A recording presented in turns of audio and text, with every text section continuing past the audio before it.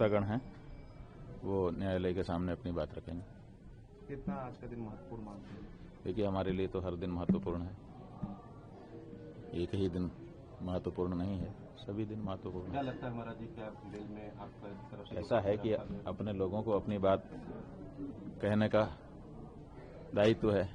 हम लोग अपनी बात कहेंगे, बाकी तो न्यायालय के अपने विवेक पर निर्भर करता है। उधर से कहा जा रहा है कि जिस तरह से सबूत दिया गया है कोर्ट में, संभावना नहीं है कि बेल मिले। अब देखिए, उनकी तरफ से भी प्रयास किया ही जाएगा कि ना मिले, वही यही होता है, तो स्वाभाविक है कि वो अपना काम करेंगे, हम अपना काम करेंगे। महाराज जी, जब से ये प्रकरण चल रहा है, अब तो सोशल मीडिया पर भी दो फाड़ देखने को मिल रहा है। लगातार आपके पक्ष में भी लोग अब पोस्ट करना शुरू कर दिए हैं, तो आशुतोष के तरफ से भी पोस्ट होना शुरू हो चुका है। ऐसा है कि झूठ की उम्र लंबी नहीं होती, फरेब जो है एक न एक दिन धराशायी हो जाता है। तो जो झूठ लेकर के आए थे, एक कहानी बना के लेके आए थे, धीरे धीरे अब उसकी कलई खुल रही है, एक एक परत दर परत खुल रही है। इसलिए लोग जैसे जैसे इस बात को समझते जाएंगे कि ये बनावटी मामला है, वैसे वैसे लोग स्पष्ट होते जाएंगे। तो क्या आज इस झूठ की कलई कोर्ट में भी खुलेगी? भाई, खुलना ही चाहिए, खुलना ही चाहिए। झूठ तो झूठ ही होता है, कितना दिन चलेगा। विवेकवान न्यायाधीश के सामने स्पष्टता हो जाएगी। तो आपने भी कोई महत्वपूर्ण ऐसा कुछ को जो आपने कोर्ट में पेश किया, मजबूती दिखाई? अब ये तो अधिवक्तागण हैं वहां पर, और जो प्रमाण है वो सब है ही हैं, वो सब वहां रखे जाएंगे। स्वामी जी, अगर पक्ष में आता, अगर पक्ष में नहीं आता है तो आगे कोर्ट में भी जाने की तैयारी भी है? ये तो नियम ही है कि जहां तक रेमेडी होती है वहां तक व्यक्ति जाता ही है। मेडिकल रिपोर्ट में एवं सोशल की पुष्टि भी होती है। बात यह है कि मेडिकल रिपोर्ट क्या आती है, उसमें हमारे संलिप्त होने की बात कैसे आ सकती है? आप तो कुछ भी कोई कह देगा मान लेंगे। उन्होंने कह दिया कि मेडिकल रिपोर्ट आ गई और उसमें प्रमाणित हो गया कि इन्होंने कुकर्म किया, ये वक्तव्य हो सकता है, लेकिन आप भी जानते हो, सब जानते हैं कि एक तो इतने दिनों के बाद की गई मेडिकल रिपोर्ट का कोई मायने नहीं है, और दूसरे, अगर मेडिकल रिपोर्ट की गई होगी, मेडिकल हुआ होगा, मान लो कि उस बच्चे के साथ ऐसा कृत्य कभी हुआ हो, तो वो निकल करके आ सकता है, लेकिन किसने किया, इसके लिए तो अभी बड़ी मशक्कत करनी पड़ेगी, क्योंकि जो बच्चा हमारे पास कभी आया ही नहीं, उसके साथ हमारे नाम को जोड़ पाना ये इतना सरल नहीं है। तो आपको क्या लगता है, जो बच्चा आरोप लगा रहा है उसको और उसके परिवार वालों को भी अपने गिरफ्त में रखा होगा? गिरफ्त में क्या, बाकायदा खतरा भी होगा उस बच्चों को?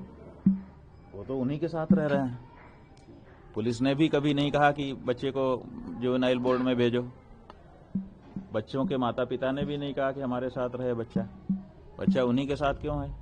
जो अखबार में समाचार आया था हरदोई के कि होटल में बच्चों को रखा गया है, पत्रकार भी बाहर खड़े थे, उनसे भी तो कहाँ मिलने दिया गया। तो जब बच्चे उसी के कब्जे में हैं, क्यों हैं? एक ऐसा व्यक्ति जो हिस्ट्री शीटर है, उसके साथ नाबालिग बच्चे उसी की कस्टडी में लगातार महीनों से बने हुए हैं। आखिर क्यों बने हुए हैं? आखिर क्यों उत्तर प्रदेश की पुलिस उसको ये मौका दे रही है? आखिर इसके पीछे क्या उद्देश्य है? इसी से समझ में आता है कि उत्तर प्रदेश की पुलिस उसको संरक्षण दे रही है और बच्चों को उसके साथ रह करके बयान आदि के लिए तैयार कर रही है। लेकिन केवल बयान से नहीं होता है, इसके लिए व्यवस्था आप बनावटी कितनी भी बनाएं, जो सच है वो सच ही रहने वाला है और जो झूठ है वो झूठ ही रहने वाला है। आशुतोष ने कहा था जो लैपटॉप में बताया कि सारे साक्ष्य मौजूद हैं, तो उसको लेकर कैसे देखते हैं? बात यह है कि जो व्यक्ति उतावला है बताने के लिए, एक एक बात बताते जा रहा है, जो सच है जो झूठ है सब बोलता चला जा रहा है। उसके पास लैपटॉप में कोई चीज हो और उसके बाद वो लैपटॉप को केवल बंद रखेगा, ये कहावत अपने पुराने लोगों ने कही है, बुजुर्गों ने, कि बंधी मुट्ठी लाख की और खुल गई तो खाक की। वो लैपटॉप जब तक बंद है तभी तक आप लोग उस पर कयासबाजी करके महत्व दे सकते हैं। जिस दिन वो लैपटॉप खुला पता चलेगा कि इसमें कुछ है ही नहीं है। महाराज जी, नार्को टेस्ट की भी मांग कर सकते हैं आप, क्योंकि जिस तरह बात से है कि नार्को टेस्ट जो है अगर वो सच को जानने के लिए जरूरी है तो बिल्कुल होना चाहिए। इसी तरह से जो भी और तरीके हों, हम तो अभी सब तरीके नहीं जानते हैं कि सच को जानने के कौन कौन से तरीके हैं। जो भी तरीके हों उन तरीकों को आजमाया जाए और सच को सामने लाया जाए। खाली आपकी लेकर के बात यह है कि जैसे जैसे लोगों को पता चलेगा, ऐसा होता है कि चरित्र का मामला ऐसा होता है कि एक बार की लोगों को धक्का लगता है कि अरे ये कैसे हो सकता है, लेकिन झूठ नहीं होती। तो हमने उससे पूछा कि तुम किस आधार पर कह रहे हो। उसने कहा एक सीरियल है KBC, तो उस KBC में कोई व्यक्ति बैठता है, वो फिर उसमें कुछ लाइफ लाइन्स हैं, उनमें भी कभी कोई गलत होता है, कोई सही हो जाता है। लेकिन जनता से जब पूछा जाता है कि अब पब्लिक ओपिनियन हम लेंगे, वहाँ पर जो लोग बैठे रहते हैं वो लोग वोटिंग करते हैं, तो उसने बताया कि कभी भी पब्लिक वाला मामला ज़्यादा % जो लोग बोलते हैं वो सही ही होता है। इसका मतलब है कि पब्लिक अगर निरीक्षण करे तो वो सच को समझ जाती है, भांप लेती है।